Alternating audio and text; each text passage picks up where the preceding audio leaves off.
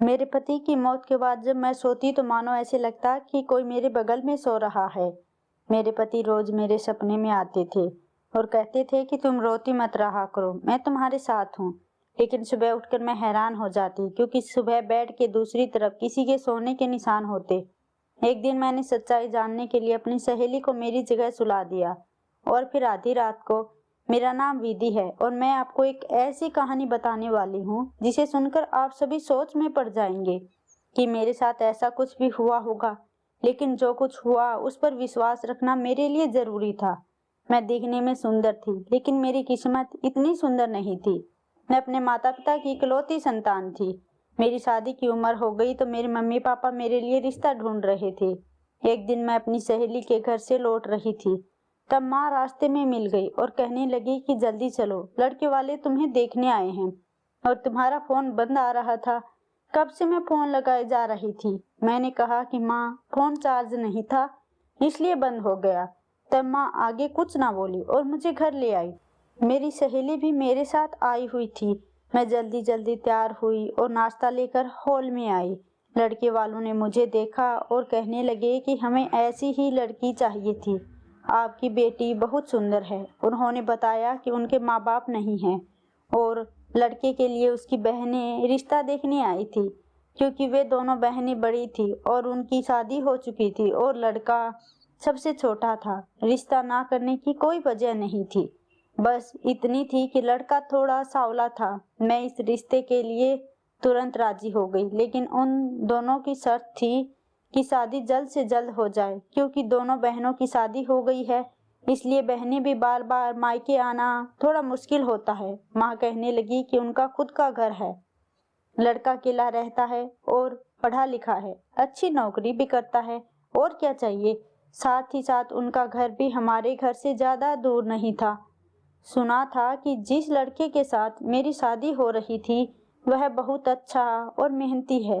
कुछ दिनों बाद मेरी शादी हुई और मैं अपने ससुराल पहुंची।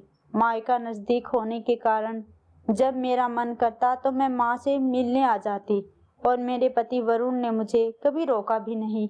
मैं अपने ससुराल में बहुत खुश थी और सभी को अपने ससुराल और पति की तारीफ करके ही बताती थी। तब माँ कहती कि ऐसे किसी के सामने तारीफ करना ठीक नहीं होता, पता नहीं कब किसकी बुरी नजर लग जाए। ऐसा ससुराल मिलना हर लड़की की इच्छा होती है। एक दिन वरुण कहने लगा कि शाम को शॉपिंग के लिए तुम्हें ले चलूंगा। तब मुझे लगा कि मुझे भी वरुण के लिए कुछ करना चाहिए। सोचा कि आज उसकी पसंद का खाना बनाती हूँ क्योंकि वहाँ खाना बनाने के लिए एक बावर्ची थी। शाम को ऑफिस से आने के बाद हम दोनों शॉपिंग के लिए गए। उसके बाद वरुण रेस्टोरेंट में खाना खाने के लिए कहने लगा, पर मैंने उससे कहा कि मैंने आज अपने हाथों से तुम्हारे लिए खाना बनाया है, आज हम खाना घर पर ही खाएंगे। इतना सुनकर वरुण भी खुश हो गया और फिर हम घर आकर खाना खाने बैठे। लेकिन अचानक खाते हुए पता नहीं वरुण को क्या हुआ कि वह एक तरफ गिर गया। मुझे लगा कि वह या तो मजाक कर रहा है या फिर एक्टिंग, लेकिन जब मैं उसके पास गई तो देखा कि वह बेहोश हो गया था। मैं उसे उठाने की बहुत कोशिश कर रही थी पर वह उठ ही नहीं रहा था। मुझे कुछ समझ नहीं आ रहा था कि क्या करूं। मैंने तुरंत एम्बुलेंस बुलाई और वरुण को लेकर अस्पताल पहुंची।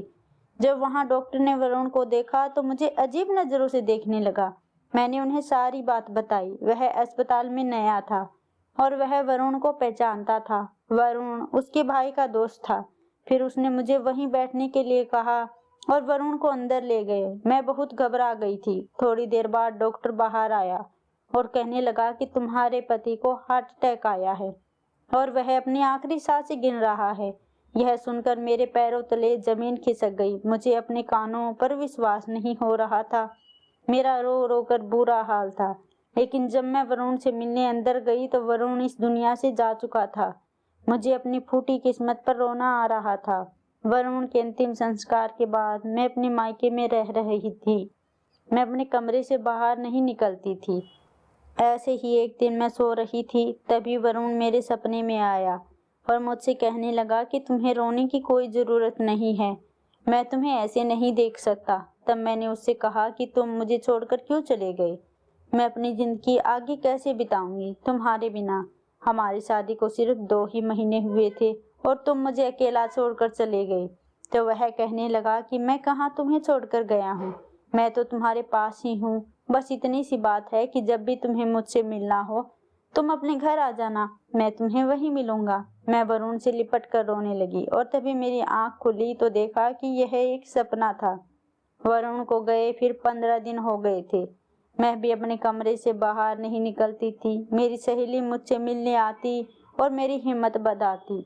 जब मैंने उसे अपने सपने के बारे में बताया तो उसे विश्वास नहीं हुआ, क्योंकि उसका सपनों पर विश्वास नहीं था। पर मुझे लगता था कि काश मेरा सपना सच हो जाए और वरुण मेरी जिंदगी में वापस आ जाए। कुछ दिनों बाद मैंने अपनी माँ से कहा कि मुझे अपनी ससुराल जाना है। तब माँ कहने लगी कि बेटी, उस घर में तुम अकेली कैसे रहोगी। मैंने कहा कि माँ, 5 मिनट से भी कम समय लगता है यहाँ से वहाँ जाने में। मन होगा तो मैं वापस आ जाया करूँगी, पर मैं वहाँ रहना चाहती हूँ, मुझे शांति वहीं मिलेगी। पापा को मेरा व्यवहार अजीब लग रहा था। फिर सोचा कि मैं समय के साथ नॉर्मल हो जाऊंगी। मैं अपने घर पहुंची। रात को मैंने अपना बेड वैसे ही सेट किया जैसे मैं पहले किया करती थी। मैं अपनी बेड पर लेट गई और मेरी यादों में वरुण आ रहा था। मुझे वह समय याद आ रहा था जब मैं वरुण के साथ थी, और आंखों में आंसू भी। तभी अचानक कमरे में कुछ ऐसा हुआ कि मैं घबरा गई। मैं लाइट बंद करके सोई थी। तभी मुझे लगा कि जैसे वरुण की जगह आकर कोई तो सो गया है। मेरे तो पैरों तले जमीन खिसक गई। मेरे दिल की धड़कनें ही तेज हो गई और इतनी तेज थी कि शायद बाहर तक सुनाई दे रही थी। लेकिन मेरी इतनी हिम्मत नहीं हो रही थी कि मैं पलट कर देखूं। जब कोई इस दुनिया से जाता है तो हम उसके लौटने की राह देख रहे होते हैं, लेकिन हम उसे नहीं देख सकते। यह एहसास इतना भयंकर होता है, यह मुझे नहीं मालूम था। मैं बहुत डर गई थी और मुझे महसूस हो रहा था कि जैसे मेरे बेड पर मेरे साथ कोई लेटा है। उसके वजन के कारण गद्दा थोड़ा दबा हुआ था। मुझे विश्वास हो गया था कि उस दिन मैंने जो सपना देखा था वह सच होकर आज मेरे सामने है। वरुण मेरे साथ ही था। उसकी सांस, उसकी खुशबू मैं महसूस कर पा रही थी। और कब मेरी आंख लग गई मुझे पता ही नहीं चला। सुबह उठी तो देखा कि दूसरी तरफ की चादर भी थोड़ा सी कुड़ सी गई थी। इसका मतलब वरुण मुझसे मिलने आया था। दूसरे दिन मैं अपनी माँ के पास आई हुई थी। तब माँ मुझे रुकने के लिए कहने लगी, क्योंकि बाहर बहुत बारिश हो रही थी। उस रात मुझे वरुण का कोई सपना नहीं आया, पर मुझे वरुण से मिलना था और इसीलिए मैं दूसरे दिन अपने घर आ गई। रात में फिर मुझे वही एहसास हुआ कि वरुण मेरे पास ही है, और उस दिन भी कब आंख लग गई पता ही नहीं चला। लेकिन जब सुबह उठी तो मेरा मन मुझसे हल्का सा लग रहा था। मुझे ऐसे लग रहा था कि मानो सब कुछ ठीक हो रहा है, जैसे मेरा वरुण मेरे साथ हो, वह जिंदा हो और मेरे घर पर मेरे साथ ही हो। वह ऑफिस गया हो और मुझे घर के सारे काम निपटाने हो। मुझे इस बात का एहसास था कि वह इस दुनिया में नहीं है, पर फिर पता नहीं क्यों मैं इस तरीके से अपनी जिंदगी जी रही थी कि मानो वह मेरे साथ हो। और रोज रात को जब मैं सोती तो मुझे लगता कि वरुण मेरे बगल में सोया हुआ है। एक दिन मैंने बहुत हिम्मत करके रात में करवट बदल कर देखना चाहा, पर जब मैं मुड़ी तो दूसरी तरफ कोई नहीं था। इसका मतलब वरुण नहीं चाहता कि मैं उसे देखूं, मैं सिर्फ उनको महसूस कर सकती थी, और यही मेरे लिए काफी था। और इसी तरह से मैं जिंदगी जी रही थी। एक दिन मेरी सहेली मुझसे मिलने आई और मुझे देखकर कहने लगी कि विधि, अब तुम पहले से अच्छी दिखने लगी हो। तुमने खुद को संभाल लिया है, यह अच्छी बात है, लेकिन ऐसा कब तक होगा। अभी तुम्हारी उम्र ही क्या है, और शादी को सिर्फ 3 महीने ही तो हुए हैं। अगर दूसरे शहर में जाकर दूसरी शादी कर लो तो उन्हें कुछ पता भी नहीं चलेगा कि तुम्हारी शादी भी हुई है। मैंने उससे कहा कि तुम ऐसी बातें मत करो, मैं अपनी जिंदगी में बहुत खुश हूँ और मैं यहाँ से कहीं नहीं जाऊंगी। तो वह कहने लगी कि इतना आसान नहीं होता एक औरत के लिए अकेले जिंदगी बिताना। उसने मुझे समझाने की बहुत कोशिश की, लेकिन मैं अपनी जिंदगी में और वरुण की यादों के साथ खुश थी। मैं सपने में भी हम दोनों के साथ बिताए पलों को देखती थी और खुश हो जाया करती, लेकिन मुझे इतनी गहरी नींद लगती थी कि मुझे कुछ पता ही नहीं चलता। और वरुण ने भी मुझे सपने में यही बताया था कि वह हमेशा मेरे साथ रहेगा। लेकिन जब मैं माँ के पास जाती तो उस दिन ऐसा कुछ नहीं होता। माँ को मेरी चिंता सताने लगी थी, क्योंकि मेरा बर्ताव अब अजीब होने लगा था। कभी कभी अचानक ही हंसने लगती तो कभी कभी खुद से बात करने लगती। माँ कहने लगी थी कि अब हमसे तुम्हारी यह हालत नहीं देखी जा रही, तुम अब दूसरी शादी कर लो तब ठीक रहेगा। लेकिन मैंने माँ से साफ साफ मना कर दिया। तब माँ ने मेरी सहेली को मुझे समझाने के लिए कहा, और जिस वजह से वह बार बार आती मेरे घर मुझे समझाने, ऐसे ही एक दिन वह मुझे उसके घर के फंक्शन में ले गई। वहाँ बहुत सारे मेहमान बैठे हुए थे। तभी मेरी नज़र उस डॉक्टर पर पड़ी जिसने वरुण का इलाज किया था। तब मैंने मेरी सहेली से उसके बारे में पूछा तो वह बताने लगी कि वह उसका दोस्त है और उसी के साथ पढ़ता है। वह रहता दूसरे शहर में है, लेकिन उसकी नौकरी यहीं के अस्पताल में लगी हुई है, इसलिए वह यहाँ शिफ्ट हो गया है।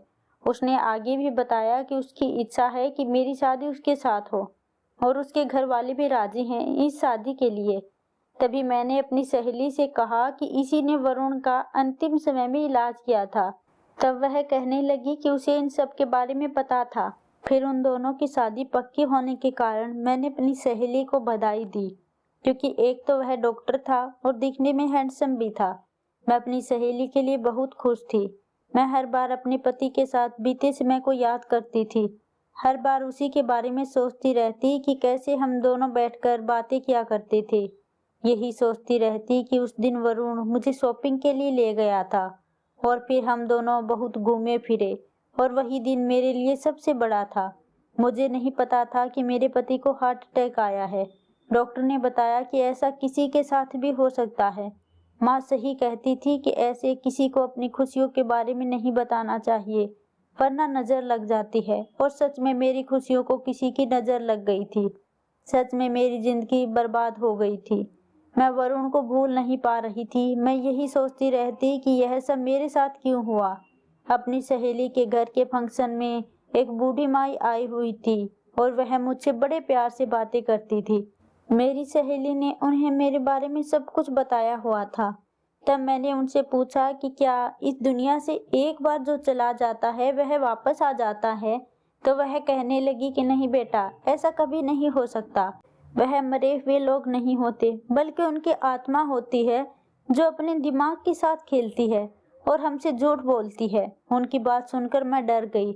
इसका मतलब वह वरुण ना होकर उसकी आत्मा थी जो मेरे आसपास भटक रही थी। फिर मैंने उन्हें अपने सपने के बारे में बताया तो वह कहने लगी कि ऐसा कुछ नहीं होता, यह सिर्फ तुम्हारा वहम है।